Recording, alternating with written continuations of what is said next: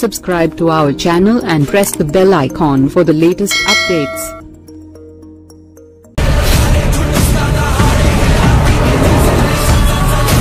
ఎన్నో కష్టనష్టాలను ఎదుర్కొని ఎట్టకేలకు ఈ నెల 24న ప్రేక్షకుల ముందుకు రాబోతున్న చిత్రం హరిహర వీరమల్లు. పవన్ కళ్యాణ్ కెరీర్లోని అత్యంత భారీ బడ్జెట్తో క్వాలిటీ పరంగా ఎక్కడా వెనకడుగు వేయకుండా నిర్మాత ఏం రత్నం ఈ చిత్రాన్ని ఎంతో గ్రాండ్గా తెరకెక్కించాడనే విషయం థియేట్రికల్ ట్రైలర్ను చూసిన తర్వాతే అర్థమైంది.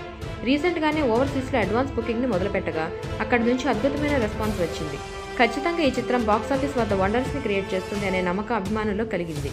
రాబోయే రోజుల్లో ఆ నమ్మకం మరింత బలపడుతోంది. ఇకపోతే ఈ సినిమాకు సంబంధించిన ఆసక్తికరమైన విషయం ఒకటి ఇప్పుడు సోషల్ మీడియాలో హాట్ టాపిక్గా మారింది. ప్రస్తుత ట్రెండ్లో ఒక సినిమా రన్ టైం పరిమితికి తగ్గట్టుగా ఉంటే ఆడియన్స్ బోరింగ్ ఫీల్ అయ్యే అవకాశం ఉండదు. ఈ మధ్యకాలంలో విడుదలైన కుబేర, కన్నప్ప చిత్రాల రన్ టైం 3 గంటలకు పైమాటే. ఆ కారణం చేత ఈ 2 సినిమాలకు టాక్ బాగా వచ్చినప్పటికీ ప్రేక్షకులు చాలా పరిమితంగానే చూశారని ఇండస్ట్రీ వర్గాల్లో వినిపిస్తున్న టాక్. కుబేర చిత్రం కమర్షియల్గా హిట్ అయిపోయింది, కానీ కన్నప్ప చిత్రం మాత్రం ఫ్లాప్ అవ్వడానికి 3 గంటల రన్ టైం కారణమని అంటున్నారు. కానీ Harihara Veeramallu movie run time అంత నిడివితో ఉండదట. కేవలం 2 గంటల 34 నిమిషాల నిడివి మాత్రమే ఉంటుందట. స్క్రీన్ ప్లే కూడా చాలా వేగంగా ఉంటుందట. ఇది ఈ సినిమాకు చాలా పెద్ద ప్లస్ అవ్వచ్చు. మల్టీప్లెక్స్ షోస్ కూడా ఈ రన్ టైంకి భారీ సంఖ్యలో ప్లాన్ చేయొచ్చు. సాధారణంగా పీరియాడిక్ డ్రామా చిత్రాల లెంత్ ఎక్కువగా ఉంటే చూసే ఆడియన్స్కి బోరింగ్గా అనిపిస్తుంది. అందుకే ఈ విషయాన్ని ముందుగానే పసిగట్టి రన్ టైంని బాగా తగ్గించి క్రిస్ప్గా ఉండేలా చూసుకున్నారట.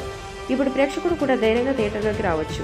ఇకపోతే ఈ సినిమాకు సంబంధించిన ఫైనల్ కాపీ ఈ నెల 11 లోపు రెడీ అయ్యే అవకాశాలు ఉన్నాయి. వచ్చే వారంలో సెన్సార్ కార్యక్రమాలు కూడా పూర్తి కాబోతున్నాయి.